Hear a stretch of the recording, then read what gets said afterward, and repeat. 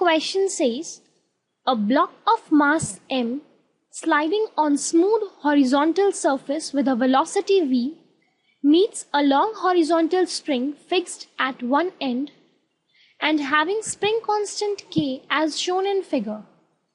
Find the maximum compression of the spring.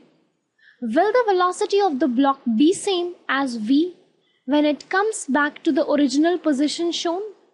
Now, let us take the two cases when it just comes in contact with the spring and the position when it does the maximum compression in the spring, and let those two positions be A and B respectively. Then for the first part, in which we need to find out the maximum compression of the spring, let us simply employ the energy conservation. Right? Because we are given the velocity, we have been given the k. Simply we have to find out the x, that is the maximum compression. So let us proceed with the energy conservation between the points A and B, which is half mv square, that is the kinetic energy of the block, getting converted to the spring energy, that is the half kx square, right?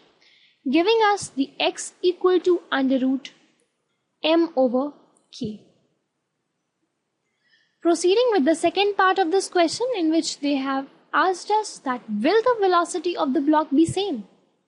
Obviously not, because right now it's going to the right, and after coming from there it will be going to the left. Then obviously the directions will be different.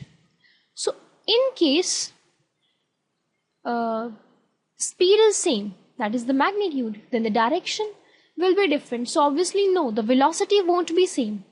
Coming to the magnitude, if there are obviously going to be some losses in the spring, so magnitude will be less.